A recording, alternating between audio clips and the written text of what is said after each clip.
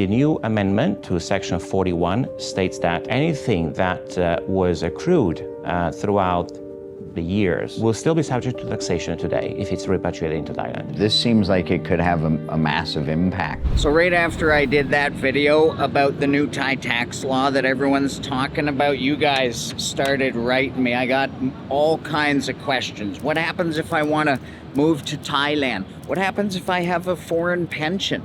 What happens if I want to buy a condo in Bangkok? What happens if I'm a digital nomad? Will I be taxed? How's this going to impact me? So rather than me explain it to you, I really wanted to talk to a professional. So I'm here in the highfalutin district of Bangkok. We're going to go meet a lawyer. We're going to give you the overview of where things stand, where we think things are going. And then we're going to talk about 3 real-life case studies and determine if this is going to impact you, how, and what happens next. So without further ado, let's get straight into it and talk to the professional. Welcome to MPG, Chris. My name is Luca Bernardinetti. I'm managing partner at Mahanakan Partners Group, or MPG in short. My role is to oversee the business activities. We have 5 areas of practice. We are a law firm, but we also have accountants and tax advisors. So the company is working mostly with foreign individuals and companies that do business in Thailand. I'd like to start just by getting your take on what's gone down with this new Thai tax law, or the new interpretation of it, so that we can just set the table for my viewers as to what's been happening, what's everyone talking about here lately. Yeah, it's been a widely discussed amendments to the existing law. Specifically, Section 41 bis of the Revenue Code has been amended recently as of the 15th of September, and this will be enacted and enter into force as of the 1st of January next year. So it's been a monumental change in how assessable income is going to be calculated, and especially for people with foreign sourced income. So it's not a new law. It's not. It's just an amendment of an existing law, and one of the repercussions, or one of the, say, the outcomes of this amendments is that assessable income now will be broader for most people and companies that have foreign sourced income. And does this impact all foreigners who live in Thailand? It does impact all foreigners and all Thais alike. Who are tax residents? Correct. It impacts actually tax residents, but also non-tax residents will be subject to some taxation. I can give some more color on that. Yeah, I thought that this was specifically addressing tax residency only. Okay, let me elaborate on who is liable to paying taxes in Thailand. So there are 2 categories of taxpayers in Thailand: tax residents and non-tax residents. Tax residents are Thai nationals and individuals that are foreign origins, foreigners that live in Thailand, and they are in Thailand for 180 days or more in a fiscal year. Also, non-tax residents are subject to taxation in Thailand for all Thai-derived income. So the law actually affects individuals that have foreign-sourced income that are tax residents. So again, Thais or foreigners who live in Thailand for at least 180 days in a fiscal year. Okay, and this new amendment to the law, or interpretation of the law, is focused on foreign-sourced income only? Correct. So it actually uses the definition of assessable income. And assessable income in Thailand is described by the Revenue Code and is outlined in 8 categories. So for example, wages and salaries, royalties, dividends, interest, construction, professional services. And then there is an 8th category, which is a very inclusive category that says basically that anything and everything that is not included in the previous 7 is also subject to taxation in Thailand. There are some exemptions, for example, scholarships, inheritance, but most foreign source income will be subject to taxation. So what changes is not the description of what is treated as assessable income, but the moment in which there's assessable income, which is foreign sourced, is repatriated into Thailand. So up until now, and until the 31st of December this year, basically the law states that if you have income that derive from any of the sources of income that are treated as assessable income in the revenue code, and you repatriate that in a subsequent tax year, then that is treated as savings and will not be subject to taxation. The new amendment to Section 41 states that anything that was accrued throughout the years, and basically, let's say, income that a foreigner or a Thai national residing in Thailand has enjoyed in maybe 5 years ago, will still be subject to taxation today if it's repatriated into Thailand. So that's the big difference, right? It used to be the case of if you made the money, if it was assessable foreign income, but you made it 2 years ago and didn't repatriate it until after a calendar year, then it wasn't considered taxable. That's right. And now it doesn't matter when you made the money, it will be considered taxable. That is correct. So that was a loophole, actually, because if I have, for example, dividends paid out to myself on the 31st of December, and I were to repatriate that the next day, which is the following fiscal year, I would not be subject to taxation in Thailand. And how is that determined? Is it something that as foreign funds are repatriated into Thailand, no matter the source, there needs to be some filing or paperwork to go along with that? There would definitely be the requirement of doing some paperwork. So filing is necessary. Now the burden of proof is on the shoulders of the taxpayers. But there might be sources of income which are exempted from personal income tax in Thailand.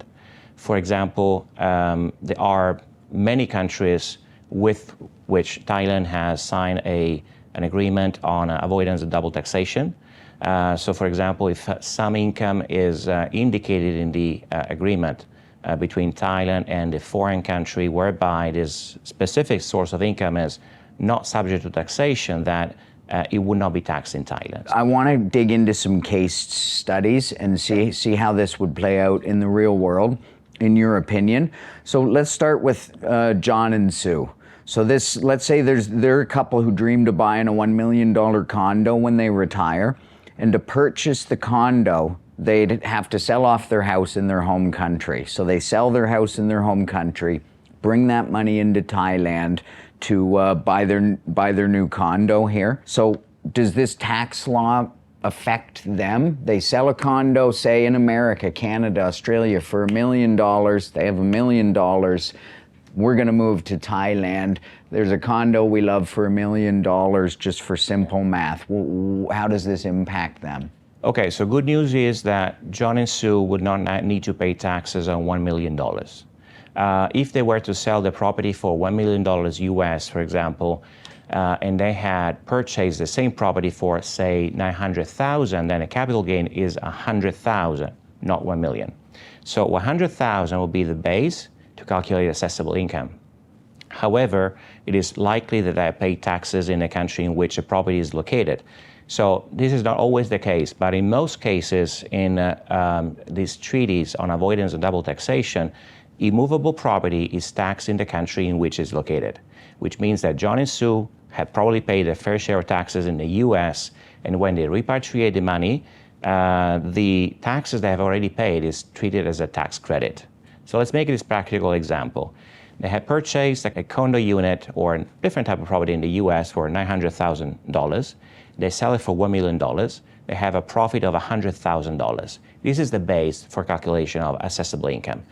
Let's say that, for argument's sake, they pay 30% taxes on that. And in Thailand, there will be high earners, which means that given the fact that Thailand has a progressive tax rate, meaning that there are brackets increasing depending on the revenue of the individual, they will probably be subject to 35% taxes on that. But even if they've paid taxes in the U.S. on their $100,000 capital gain, doesn't the double tax treaty protect them from this? That would be the case. That would be protected. So let's say that if they have a tax liability of 35% in Thailand because they are high earners, if they have already paid, say, 30%, but in Thailand they will be subject to 35% taxation, that they can treat that 30% as a tax credit Hence, they will only pay 5% on 10% capital gain. So the tax liability will only be 0.5%. Okay, and then my home country of Canada treats personal residence as capital gains tax exempt.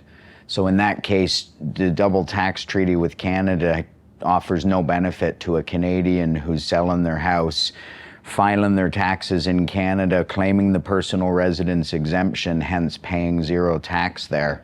There's no benefit to them? That would be the case, provided that the agreement or the treaty on avoidance of double taxation does not have provisions to the contrary. So there might be some cases in which, for whatever reason, that specific source of income is treated as tax exempt in Thailand. Say 2023, it's November, winter's coming in Canada, their house sale just closed and they're gonna move to Thailand next year.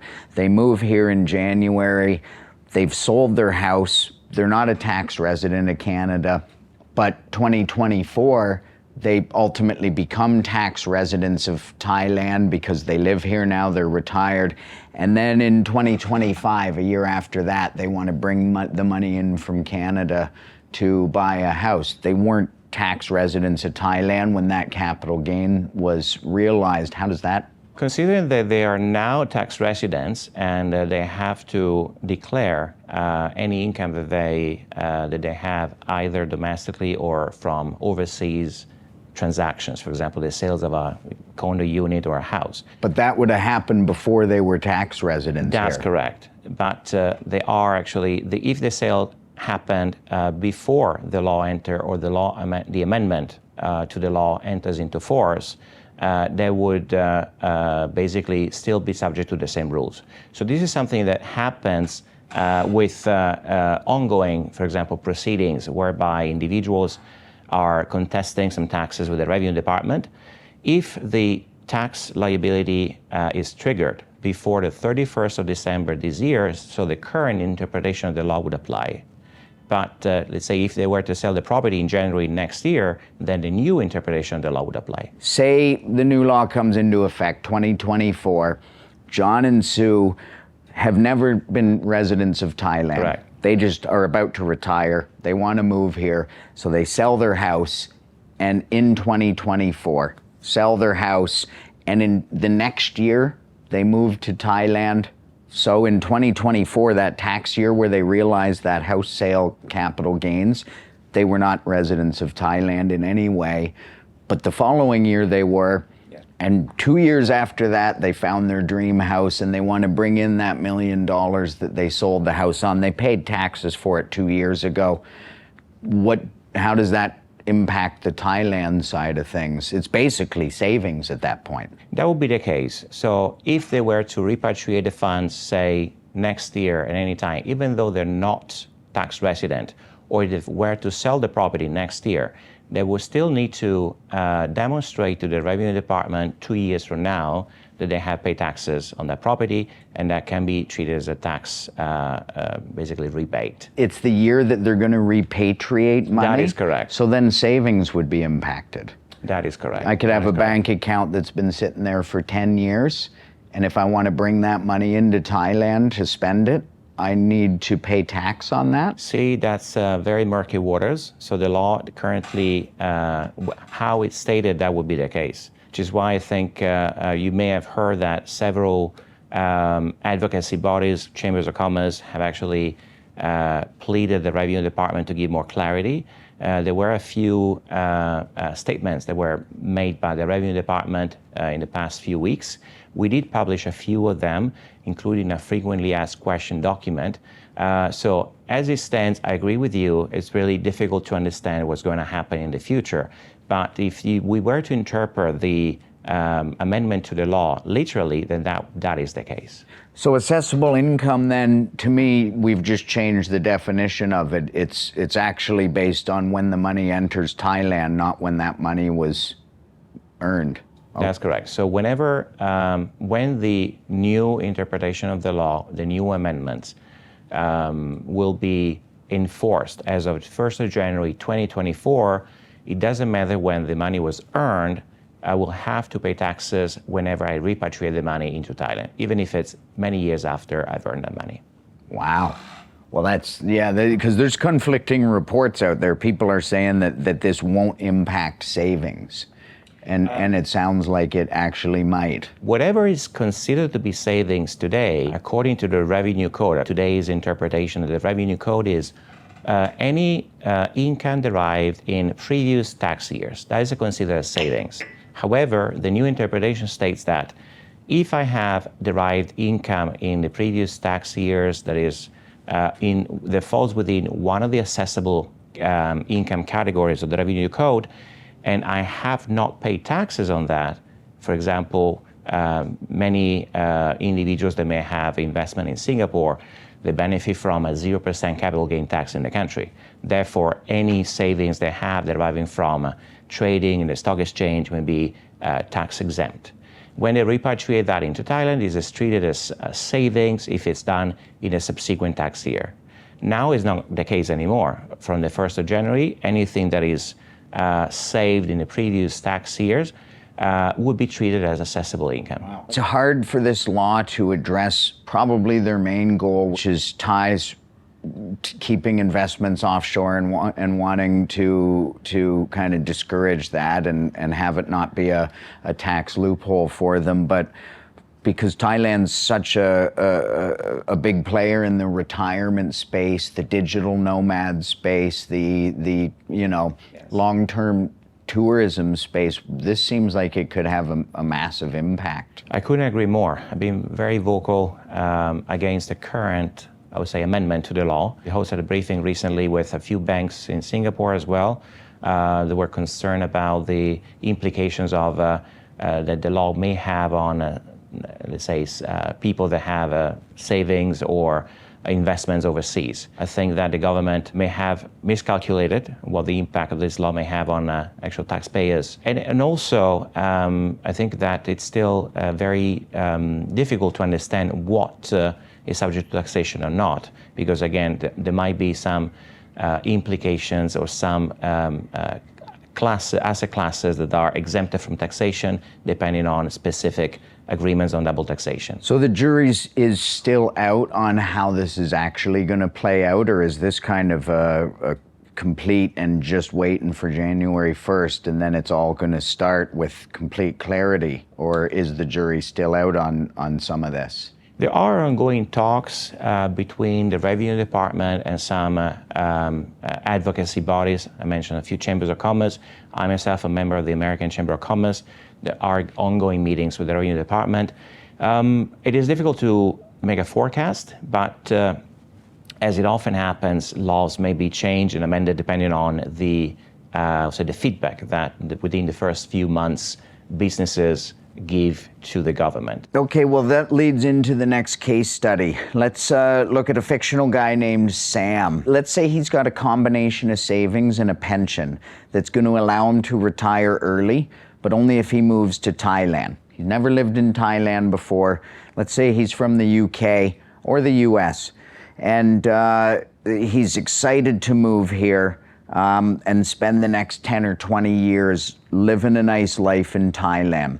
Let's say his pension is $2,000 a month, and he has another $250,000 in savings that he's accrued over his lifetime.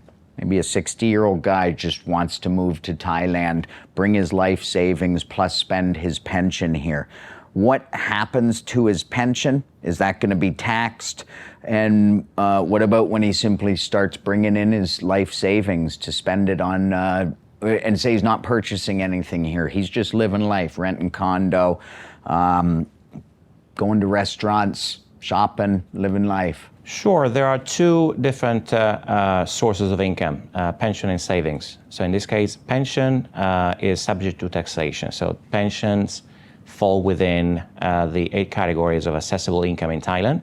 The difference is that, for example, if until the 31st of December this year, he receives a pension, but he's paid in the UK, and then he repatriates the pension of the subsequent fiscal year, then he would not be subject to taxation in Thailand because that pension became a saving for him. That's how it is now. That's how it is now. And where it's going as of January 1st, that would be considered assessable income. Regardless of the year in which it's repatriated, correct. And so then he would have to file here and enact his rights of the tax treaty law, assuming his home country, the US or UK, have a tax treaty, deduct any of the tax that was taken by them in the home country, and then pay the balance of tax payable here? That is correct, but only in the case in which the tax that he has paid is, the tax bracket in the UK, for example, is lower than the tax bracket in Thailand.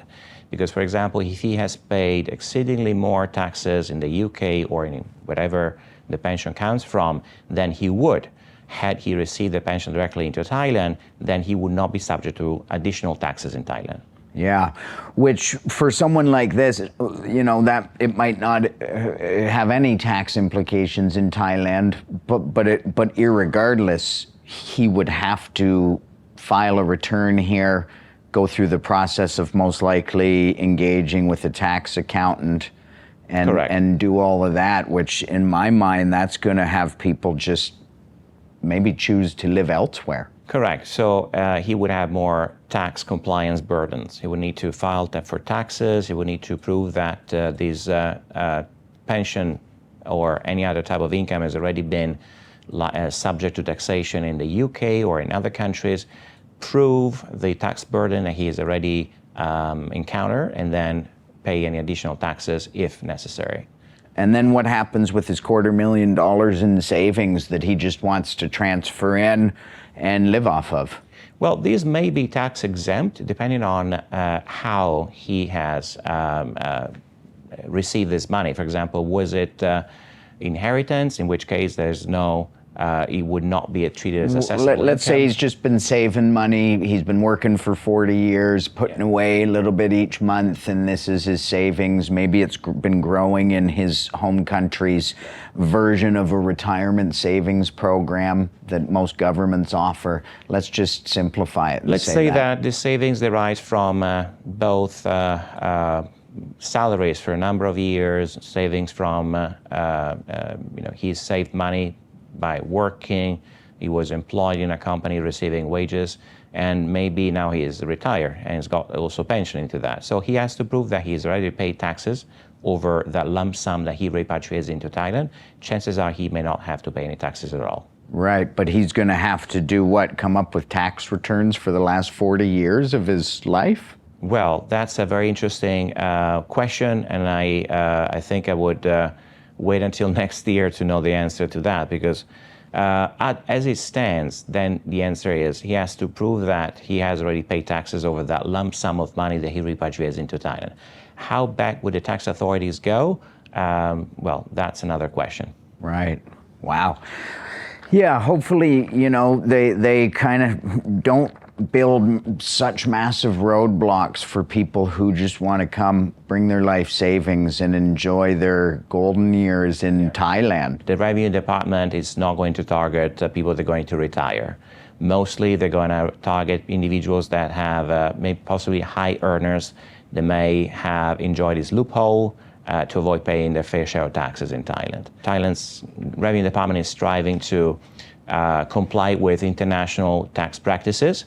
So I don't think that they're going after small, retirees. Yeah, and I would assume that they wouldn't be. It's going to start to get a little bit murky as to do certain people get caught in the crossfire, of this new interpretation where it's like, no, of course we want retirees to choose Thailand as the place to spend their life savings. So kind of don't worry, but you might have to do all this, go through all this red tape because of the way the law is now being enforced. That is the case now. So this is why many taxpayers, including us professional services firms, are concerned about the new interpretation of the law, because it's really it's difficult to predict the impact that it's going to have. Surely many people are going to be affected by it. We hope that after a very short period of assessment, the Revenue Department will change and make some necessary changes and reduce the compliance burden on individuals. But actually, everything points to the direction of Thailand willing to attract foreigners, especially the so-called wealthy global citizens with a long-term resident visa and other packages they offer to individuals so as to allow foreigners that either want to work or retire to be in Thailand. So possibly there's going to be changes in the law. I myself, as a tax professional, see that the law is difficult to be applied ad literam. So I believe that there's going to be some changes when we don't know, hopefully soon. So where do you think this all goes from here? I wish I knew the answer to that question. So definitely there's been panic, and the Revenue Department has stirred a few controversial responses from especially the foreign community in Thailand. I see many foreigners concerned, as you are, as I am, about what happens with my foreign sourced income. I may receive a pension in a few years from now. In 5 years, I may receive a pension from my home country. So now I'm going to be taxed on that regardless of when I repatriate that. I think the Revenue Department will reconsider some aspects of this amendment. First few months are going to be crucial. We'll see what's going to happen. Also from an operation standpoint, because we as a firm, we have many clients that are concerned, and we need to understand how best serve them, because as you mentioned, there might be small taxpayers that do not want to necessarily retain the services of a consulting firm to do their taxes. They'd maybe just choose somewhere else, or it seems like Thailand's gone to great lengths over the last 5 years, as you were saying, to become a better place for digital nomads, the new world of remote workers, for retirees and wealthy global citizens, and this just seems like it certainly wouldn't have a positive impact on those aspirations. I appreciate all the details. Maybe I could come back at the end of, April or something after the dust has started to settle, and you could enlighten me on where things have gone since now. Yes, I'd be glad to, and considering the whiplash that these new amendments to the law has had, also in the foreign community, again, there's been many chambers of commerce have actually engaged the Revenue Department to seek clarity, first of all, because again, as it's formulated, the amendment to the law is not exactly what I would say crystal clear. Well, I look forward to seeing where this goes, and again, really appreciate your insight. My pleasure. Thank you for coming over. Okay, I don't know about you guys, but I'm a little bit concerned. There's still a lot to figure out. I'm going to keep you guys up to date, though. I'm sure there's going to be things change, and as we get into the new year in 2024, I'm going to do another video in a few months and let you know where this all stands and how this is actually playing out, because I don't want you guys to give up your dream of moving to Thailand. That's why I do videos like this, just to keep you informed. Hope you liked it. And that's something definitely to think about. And here's 10 other things to think about before making your decision on moving to Thailand, which I still hope that you do.